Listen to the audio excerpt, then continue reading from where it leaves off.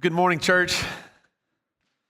I have gotten a lot of questions about my face already this morning. I was out in the sun quite a bit this week, and I just want to say I'm selling it out for you is what I'm doing. It seems like I don't believe in technology and sunscreen, and I learned my hard lesson. And so this is a series about that. It's a series about technology. And we love technology when it comes to sunscreen. We love technology when it comes, I wish I'd done that earlier this week. We love technology when it comes to the gifts that come along with it, but we know there's also drawbacks and there's dark sides to the technology that we have. And as this church, our desire is to be a church that discusses the most relevant issues of our time in light of a message that came thousands of years ago from Jesus of Nazareth, who taught us about the kingdom of God. And our belief is that as ancient as these truths are, they speak so relevantly to the issues of our time that come into play even today. And you may not think about the Bible as this book about technology, but what I want to do over the next 5 weeks is I want to point out how it is that. It's a book that talks about the advances in culture and how we get our minds around building boundaries to the great gifts that we bring into the world as we try to cultivate the creation that God has given to us. What we also believe is that the family is the building block of the culture, and how families do affects how the entire culture is going to go. And so a few years ago, we started a movement here, or a focus here called Faith at Home. And Faith at Home is really the idea that really the foundation of faith, the vitality of faith happens first and foremost in the home. That's how kids come to faith. And some of you grew up in households where that was the case. Others of you didn't, and you found faith later. But we think in an ideal setting with parents that are trying to help their kids follow Jesus, that's where the primary place of spiritual caretaking happens. And so it's the role of the church to step in beside families to aid and resource families in the process of faith formation for kids. And when we talk about families here, it can be really easy to feel left out because we know that not every family looks the same in this building. But what we believe is it's important for all of us to feel a sense that we are called to find family wherever we find ourselves. And so for some of us, that looks like spiritual friends that we do life with. For some of us, it's the connecting point group, our community groups that we do life with. For some of us, it's siblings or it's parents. But for some of us, it looks more like kids who are in the home in this season. Some of you have had kids and they've already left the house. But all of us find ourselves in a sense of what family is, whether that's a family that we live with or that's the family of God that God has called us to partner with in the development of our kids. Because these baptisms matter not just for those whose families are represented, but all of us are part of the family of God, right? Amen? And so it's our job to walk with everybody in this building. And that's why I'm grateful for what happens in the backside of our building right now. There are kids that are being formed in the image of Jesus as we as adults are getting the same opportunity. And so Faith at Home is a partnership between the home and the church to develop disciples of Jesus. And if you haven't ever been to our Faith at Home Center, which is out these doors to my right, I want to encourage you to go there later today or maybe next week, because there's lots of resources about different stages of life and issues that you may walk through as a family that we're trying to resource you for. And I know Greg Pirtle, our family minister, is going to be up in just a little bit. Would love to tell you more about all the resources that are there to help you check out books, whatever it is that may help you in the questions you have. But a part of Faith at Home is also our campaigns that we do, usually every year. We do these campaigns that are 90 to 120-day focuses, basically, on different virtues or habits that we want to develop in our life of faith. And so a few years ago, we did something called Prayer at Home, and we challenged all of us to be praying on a daily basis, be praying with close spiritual friends, with spouses, with our kids and our families. We did a series called Meals at Home, a campaign that was focused on trying to get us back around the table, having important conversations, because that's where formation happens and important things happen is around the table. We're going to challenge you in this series around technology to get back around the table and to do that without your devices that sometimes take us away from connecting with one another. We also did a series called Party at Home, where we really took back the party and said party shouldn't be left for those who don't have anything to celebrate. We as believers in Jesus have something to celebrate. So we want to throw parties, and we want to be known as people who celebrate often the good news of Jesus. And then last summer, we did Summer of Service. So these are some of the campaigns that we've done. We're starting today a new campaign called Tech at Home, and you've heard about it. But it is trying to challenge us to think about how our devices, how the technology in our lives either bringing us toward connection or taking away from connection. We all know that's a challenge, and it can be a great benefit. We connect with people because of the technology we have, but we really believe as a church that technology is a wonderful servant, but it makes for a terrible master. So we want to be people who really put technology in its place and find its source of connection and put it away when it's needed also so we can connect with one another on the journey of faith. Right now, I want to lead us in a prayer, and then I want to get into the first message in this series I'm excited to share with you in just a moment. Let's pray this morning. Our God, our Father, we thank you that you are a God of innovation. You're giving us the skills and the abilities and the wisdom and the ingenuity, God, to craft and build new things, new tools that help in our ongoing tasks that you've given us to subdue the earth and to rule over it well. So God, I thank you for the technology that we have, but I pray that we would be able to find its proper place in our lives, that we would use it in a way that would lead us toward connecting and not away from it, and that would not stand in the way of our connection as well. This morning, I pray you would pour through me the gift of preaching so that Christ would be formed in our hearts. It's in Jesus' name that we pray. Amen. Well, when you really narrow it down, technology is a tool. And the way I want to define a tool is this way this morning. A tool is an object that extends or increases our ability to do a particular task. So for instance, later today at 2 o'clock on CBS, there happens to be a golf tournament on this afternoon. It's called the Masters. And I wish I would be there. I'm actually at a meeting today, but it's taped. I'll watch it a little bit later. Don't tell me tonight at the screening what happened, okay? I don't want to know. I want to be able to watch it at home. But if you turn on that television at that time, some of you will nap at that time because you think golf's boring, whatever. But others of you will turn it on, and you'll notice that these guys who are walking around the course, they carry around these tools with them. They carry around 14 of these tools. They're called golf clubs.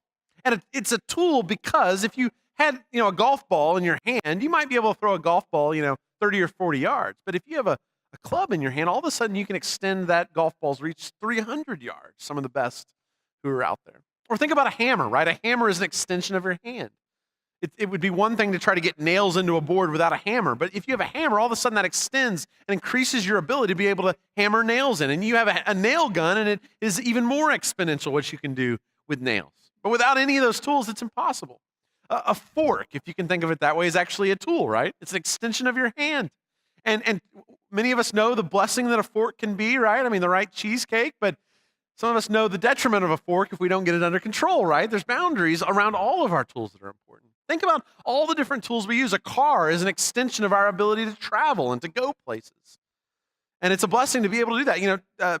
A couple times in my life, I've traveled 26.2 miles in a single day on foot. I'd run a couple marathons, and I was sore the next day. But I've traveled hundreds of miles by car and never felt anything except maybe a little bit of a sore back after the next morning. It's amazing how an airplane even speeds up travel even more. And our phones and our computers and our tablets, they're all tools as well. They extend our ability to communicate. They extend our ability to do research and to find out information. They're great benefits and blessings in our lives. And every increase in technology increases and expands our ability to do new tasks. And as much as some of us would like to complain about technology, we really don't want to do away with it, right? I mean, how many of you would like to go back to life before the refrigerator? Not something I want to go back to. Or how many of you would choose to go back to a world without the polio vaccine? Think about all of those great plagues that happened that now we're gaining mastery over through medicine in some ways. How many of you would voluntarily give up your car to go back to the wagon? I'm guessing not many of you would make that trade today. But we also know that with all the benefits that technology has, there are its dark sides. Think about email for a moment, right? I mean, email is a great blessing until you spend 7 days off of your email on vacation and have to come back to the hundreds of emails afterward, right? Or you can think about all kinds of technology and its drawbacks. Cars are wonderful things, but many of us have been in car accidents, or we've known the tragedy of maybe losing a loved one because of the speed that cars were able to give to us. You see, tools can give to us, they can also take away from us. And that's why finding boundaries for our technology is such an important thing, because tools, when used the way they're intended to be used, can add great benefit to our lives. But when they're used in ways that are not their intent or beyond the boundaries of what God intended, often they lead us away from faith. And that's why this conversation is so important. For instance, did you know that this year, on average, the average person in this room will pick up their cell phone 81,500 times in one calendar year? In waking hours, that's every 4.3 minutes. And if you don't think that's doing something to you, it's like a liturgy, isn't it? Right? We rehearse words when we come together, when we sing God and to God on Sunday mornings. That's forming us to be a certain kind of people. Well, imagine what it's doing every time we pick up our phones, and we do that so much more often in our lives. Out of 8,000 Christians that were surveyed in a recent study project about social media routines, more than half of the respondents, 54%, these are Christians, admitted to checking a smartphone within minutes of waking up. A lot of us would probably find ourselves in that category. But when asked whether they would were more likely to check email and social media before or after spiritual disciplines on a typical morning, 73% said it's their phone first before any kind of spiritual discipline. You see, technology is a wonderful servant, but it makes for a terrible master. And there's a scripture I want to point us to this morning in 1 Corinthians chapter 6, verse 12. If you have your Bibles, feel free to open there. We're going to open a few scriptures this morning. 1 Corinthians 6:12, Paul is writing to the church at Corinth, and he's responding to some questions they have about life in the first century. I want you to just pay attention to what he says in this one verse, and then I want to make some applications to the world of technology. 1 Corinthians 6, verse 12. All things are lawful for me, but not all things are beneficial. All things are lawful for me, but I will not be dominated by anything.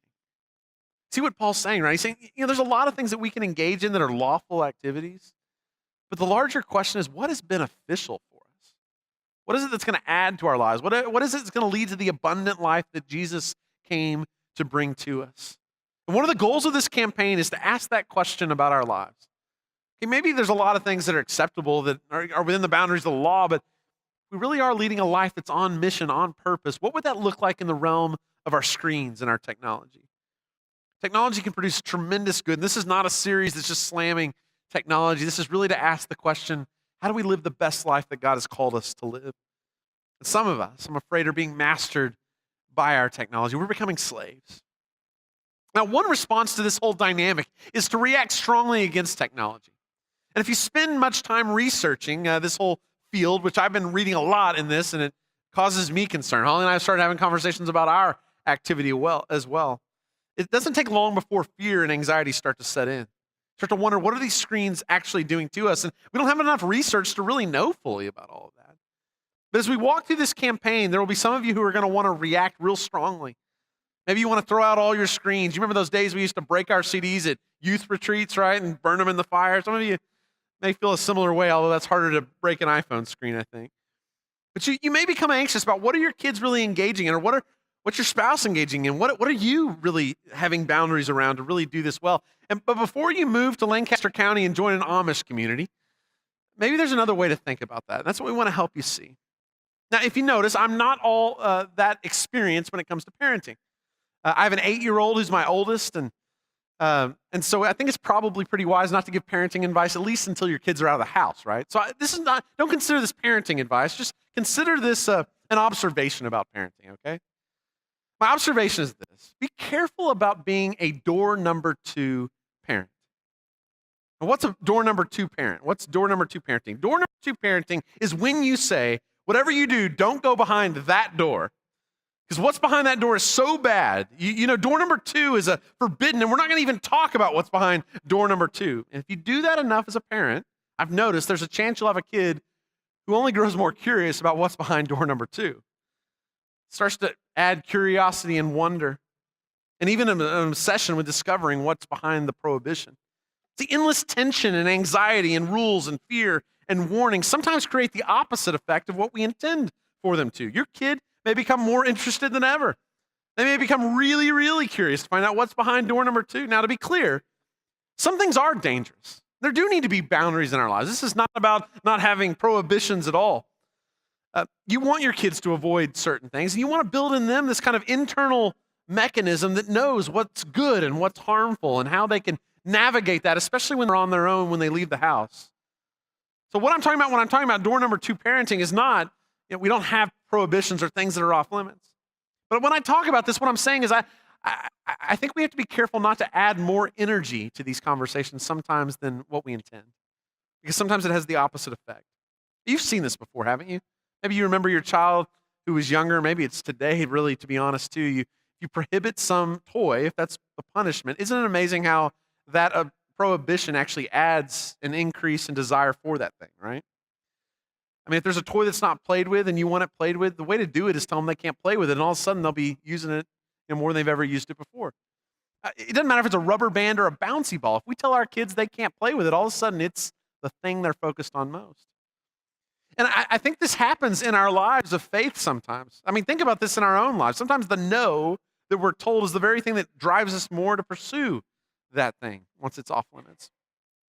I got to thinking about this in terms of the spiritual life, and I realized that there's scriptures that talk about this idea. Before we get to those, think about this just as an adult, not just kids. I mean, when you go on a diet and you decide you're not going to eat carbs, do those things, carbs, just all of a sudden you don't want them anymore? In some ways, it's the very thing you crave most, right? I mean, you can say you're not going to have dessert, but Bluebell ice cream still calls your name. In fact, there are companies that play off this entire prohibition idea, right? And one of the most insidious is the Girl Scouts. Have you noticed this? You know when they have their cookie campaign, right? Early January. I'm wondering if they're tapping into something that we forget about, right? People make these decisions, these resolutions, and by the middle of January, how are you going to say no to tag-alongs or Thin Mints, right? I mean, once something is prohibited, it takes on a power that it didn't have before.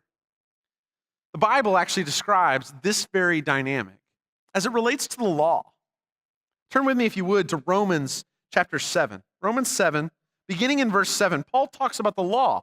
And right before this, he said, there are things I want to do and I don't do them. And there are things I don't want to do and I end up doing them. And he talks about this internal war, this struggle. But listen to what he paints as the power behind that struggle. Romans 7, verse 7. What shall we say then? Is the law sinful? Certainly not. Nevertheless, I would have not known what sin was had it not been for the law. For I would not have known what coveting really was if the law had not said, you shall not covet.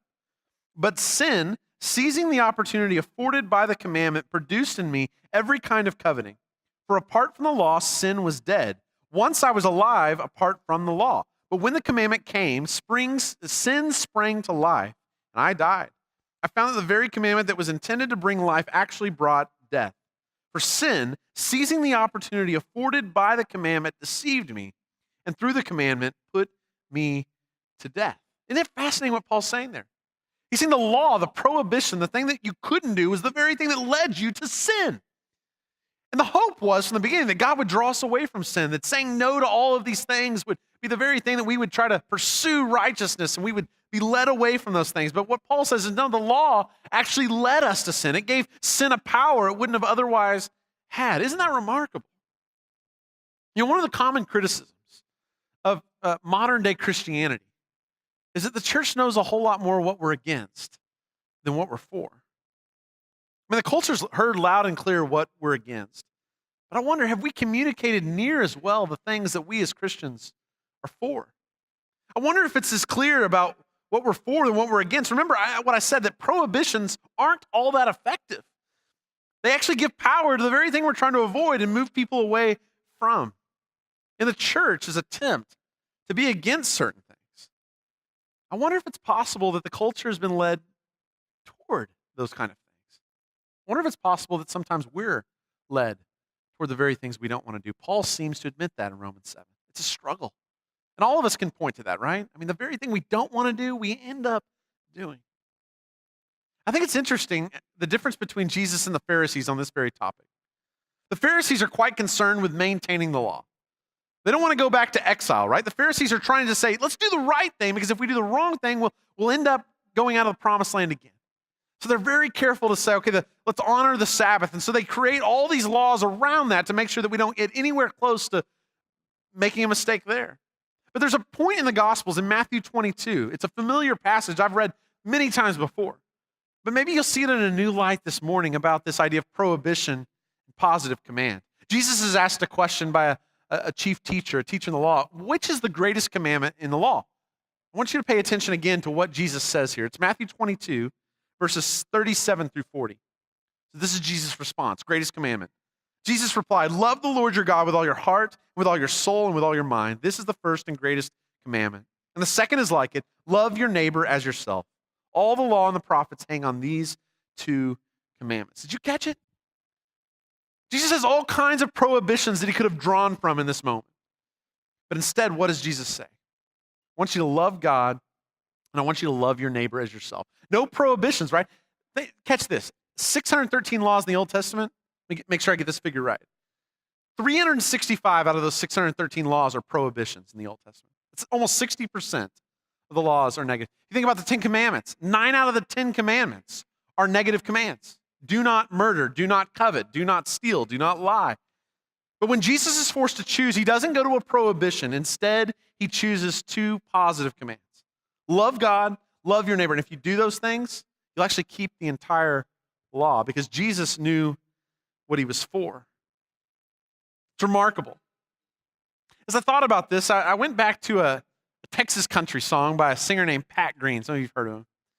Now, it's not the one you're thinking of. Probably we're going to sing this morning. But it is a song that he put out recently in a recent album, and it's called What I'm For. And I'm going to let Shane and Zach play this song for you. But I want you to hear this in light of what Paul's saying. The prohibitions sometimes lead us toward the very thing that we want to hide people from. But if we find out what we're for, all of a sudden it clarifies so many things, just as Jesus said. A couple of years ago, my wife and I got one of those rare, glorious opportunities to get away without the kids. And so we were gone, and about day 2 or day 3 that evening, we get a text from my oldest daughter saying, "I'm tired, I'm ready to go to bed, and my sister won't leave me alone." So my dad had come up from Houston to take care of the girls, and so our first response was, "Well, where is Granddad?" And Morgan text back, she said, "He's in the living room." "What's he doing in the living room? Go get him." "He's on his iPad," and "No, I don't want to go get him." And you have to understand, my youngest, she has the gift of pushing buttons. And it's an art form. And sometimes there are times I know as a dad, she's down the hall, so she can't hear this. There are times I know as a dad, I should be like, stop that. But it's so good that I'm like, I'm just going to let you do it, you know? And then I'll stop her after we laugh. But so they're having this whole thing in Morgan's bedroom where Madeline won't leave her alone, and she's annoying her and driving her crazy. And so I decide I'm just going to pick up my phone and I'm going to call my dad. So I call my dad and I said, "Dad, hey, how's it going?" "Oh, it's great. Everything's great." "Hey, how are the girls?" "Oh, they're great. You know, they're in bed right now." "Well, I'll tell you what, I want to talk to them. Would you mind taking the phone back there and going to get them?" And I'm thinking, this is going to be great because he'll walk in and we can kind of figure all this out. And he gets back there, and I didn't know. My wife had texted to Morgan at the same time I'm on the phone with my dad, "Granddad's coming back to check on you." So he gets back there, and he's like, "Oh, I'm sorry, they weren't in bed. They're actually reading together in Morgan's room. It's so sweet. You girls are just the best." Because they don't want to deal with Granddad, so they hatched a plan through all this technology. And it's great. We have this technology where we can know our younger daughter is harassing our older daughter, and we can try to do something about it. And at the same time, the disconnection of my dad sitting on the couch when he's supposed to be taking care of this while we're on vacation. And we've experienced both sides of this. We've experienced the joy of being able to see face to face now our loved ones from different places. I can talk with my family. I can talk with my sister and my dad, and we can look at each other face to face through our phones. But then at Thanksgiving a couple of years ago, I had this picture of all of us sitting living room together, and every kid and every adult on a different device, not talking with each other. It's like we communicate better when we're apart from each other than we do when we're in the same room together. And even myself in my own life, I have this thrill of playing games on a phone, like the quiz game that Collin and Holly got me started on, where I almost won $65 last Sunday night. I got down to the last question. Out of 1 million people, I was one of the few hundred left. And I answered it wrong, but the rush of adrenaline and having my daughters and my wife around me, helping me answer these questions, to also on the other side of it, looking up sometimes. And for 45 minutes, I've just been scrolling on my phone aimlessly and mindlessly. This is the world that we live in, the balance between connection and disconnection. And so when we ask why tech at home, well, it's because of this very reality. And the verse that comes to mind for me is John 10:10. The thief comes only to steal and kill and destroy. I have come, Jesus says, that they may have life and have it to the full. There is a thief who wants to steal our time, who wants to steal our resources, who wants to steal our relationships and our very lives. But then there's a creator, a life giver who created us to live and to live life to the full. And that's really what Tech at Home is about. It's about putting technology in its proper place so that we can live lives to the full and not just through a screen. So there's three things that we're going to ask of you during this campaign. Ask you to come in with us and to look at these 3Ds. 3D is what we're thinking of. And the first is disconnect to connect. Our goal is not just less screen time. Our goal is to actually connect with the people and the world around us that God created, the people who are created in God's image that we get to see face to face every day. We want to connect, disconnect to connect. We want to create conversation. The second D is we want to deepen internal values. Collin brings up a great question this morning. What are you for? What is your family for? What are we for? What is your small group for? A few weeks ago, I had my daughters list out, what are the most important things in your life? What do you wish you had more time to do? What things would you not want to live without in your life? And they made some really great lists. And then I had them prioritize those. And guess what? Technology was not on either one of their lists. Neither one of them said, I wish I had more time to watch TV. I wish I had more time to be on my phone. No, they want to play with friends. They enjoy sports. They enjoy so many things. And then as a family, we asked this question this week, what are we as a family for? And of course, my youngest being my youngest, she goes, Jesus, because that's the church answer, right? She's a minister's kid. But it's true, we're for Jesus. We're for cooking breakfast together. We're for time with family and friends. We're for being healthy. We're for Disney. We like Disney. We're for the beach. Our technology thing, we're for HQ, and we're for Survivor. We like to watch Survivor together. We're for reading before bed, but we're also for prayer and for serving others. We start to look into what we are for as a family, and having this conversation really helps us say, this is what we want to do more than these other things that we sometimes do. And so we want to invite you to have this conversation. In fact, this week, at lunch today, talk with your family, talk with your small group. What are we for? Make your list and prioritize it, and then compare to how you spend your time and resources, and you will see really what you are for. And then the last is develop healthy boundaries. Healthy boundaries means having a purpose. It means knowing your why. Talk about your whys. Why do you need that app? Why do you spend so much time on the phone? Why do you need to be available right now? Why are you so concerned about using this type of technology? Share your whys with one another. So those 3Ds are what we want to call you to.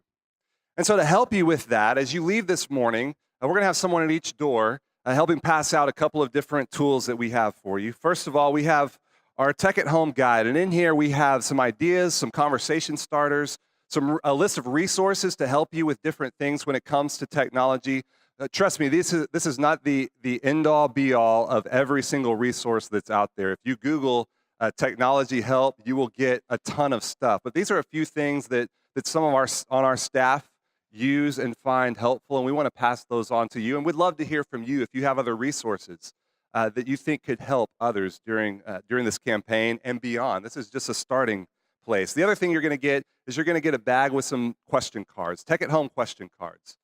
Now, these are a little bit deeper than the questions that we had for Meals at Home 2 or 3 years ago, but they're great conversation starters. Some of the questions are great if you have younger kids. If you have kids 10 and up, I've discussed some of these with my 10 and 13-year-old already, and we've engaged in these conversations. And so we want you to pick up one of these as well and just begin having this conversation.